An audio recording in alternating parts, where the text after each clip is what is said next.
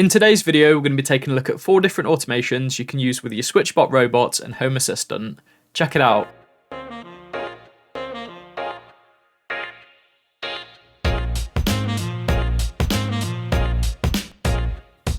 What's going on, guys? I hope you're all doing well. So robot vacuums are here and they are here to stay. I think now in 2025 it is pretty common for you to know somebody that's got a robot vacuum, or at least, what I meant was it's pretty common for you to either have a robot vacuum or you know somebody that's got a robot vacuum. But either way, it's pretty common. Robot vacuums are here and they are here to stay. With robot vacuums, I think you either fall into a category of you like them or you don't like them. I definitely fall into the category of I do like them. For the last few years, I've always had a robot vacuum and I love that it saves me time. I love that it helps me stay on top of all the cleaning, and they're definitely beneficial if you do have kids and dogs.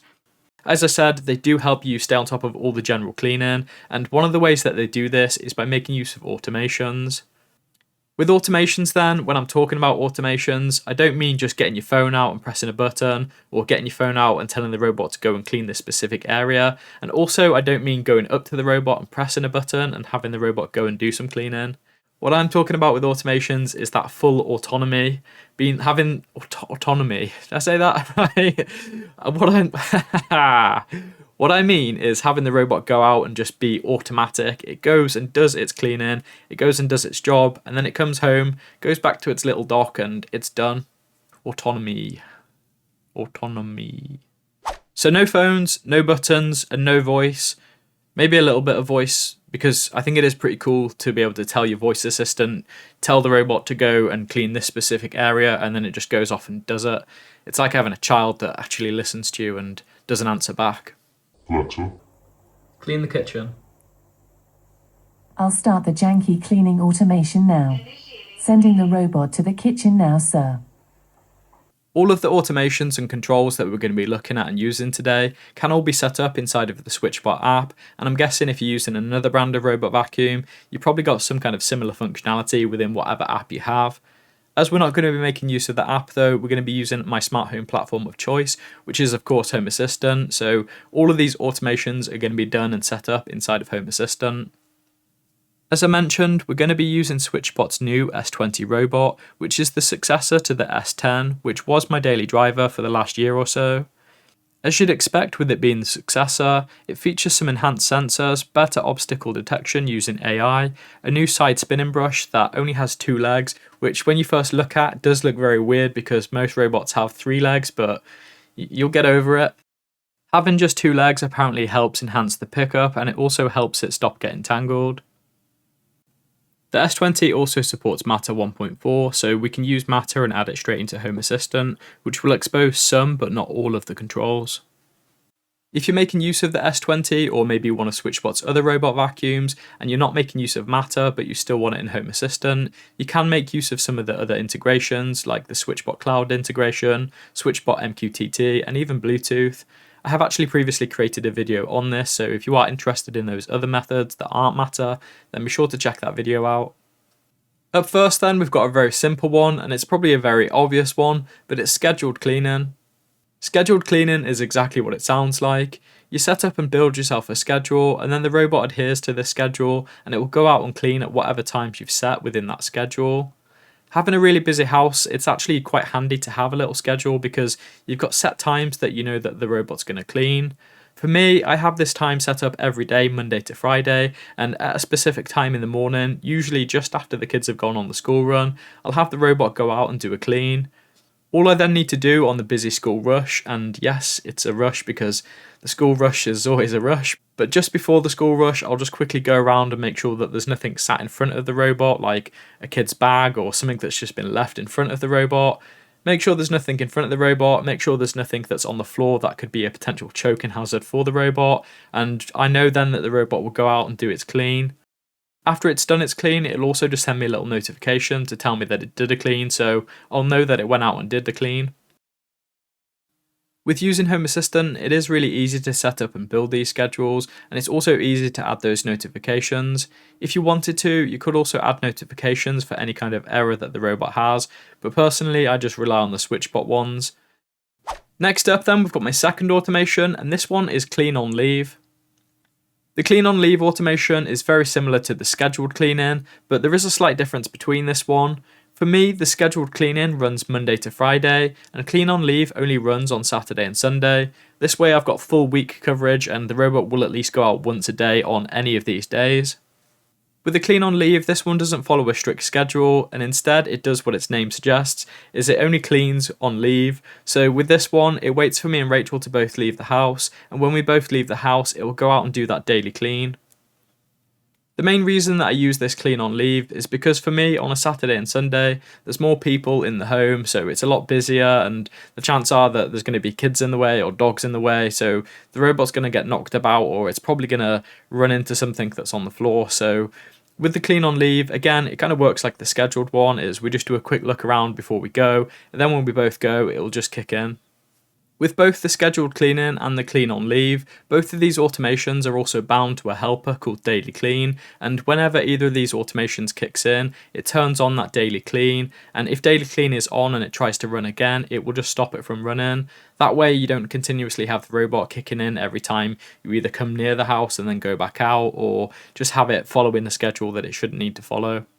Carrying on then with my third automation, and we've got forced maintenance.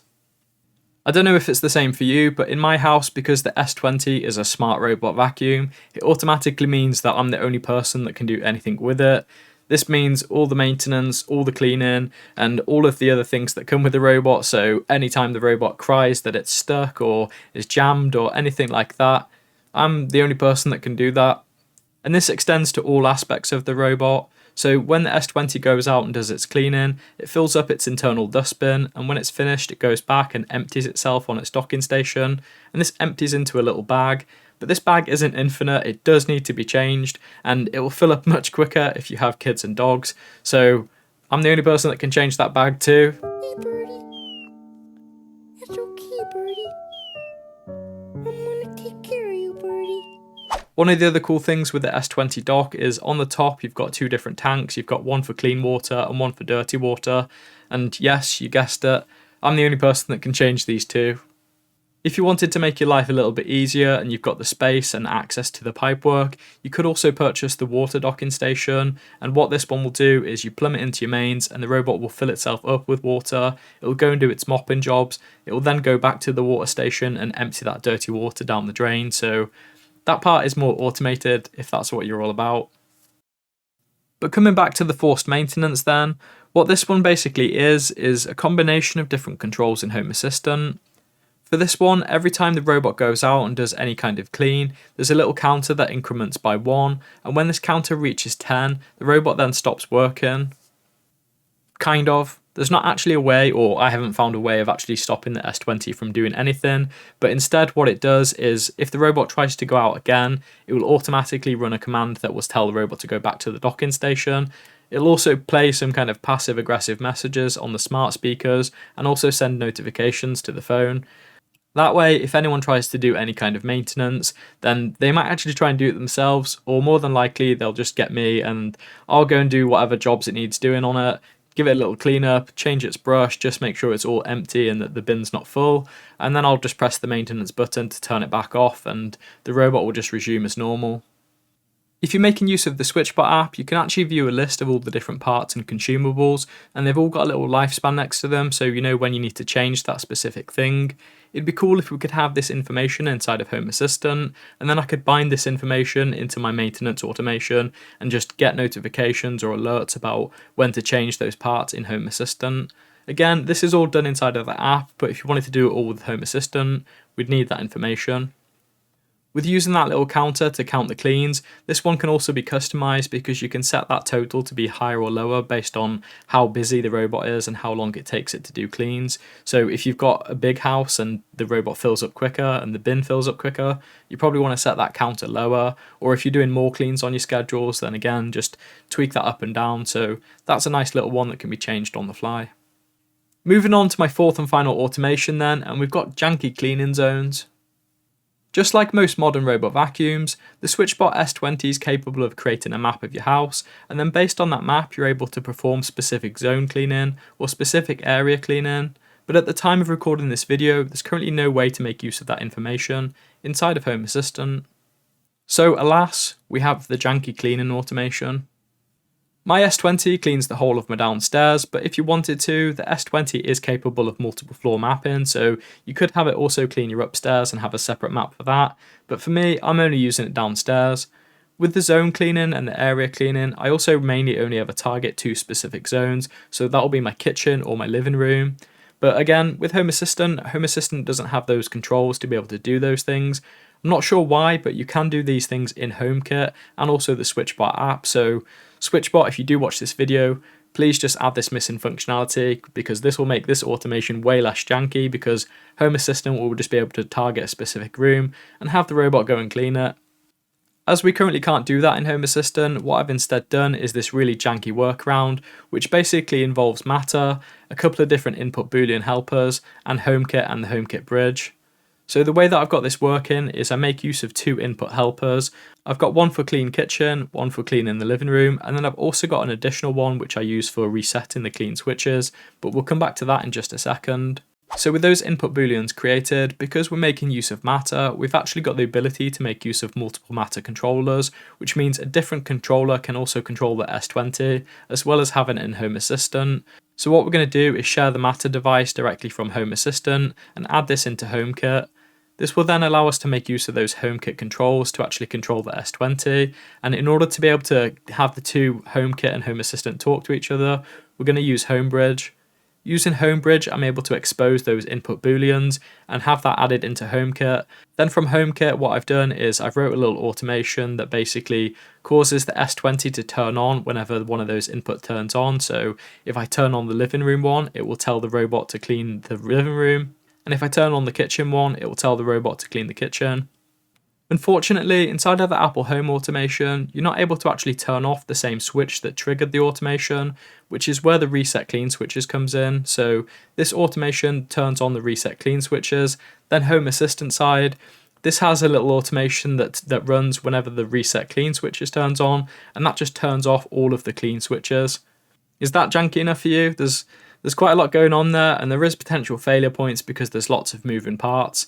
Like literally there's moving parts. But although it seems like there's a lot going on there actually isn't. It's just a few switches turning on, triggering something else, and then passing information back.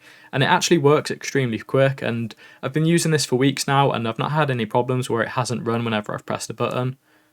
Oh yeah, I actually do press a button for this one. Does that go against my whole automation thing or not?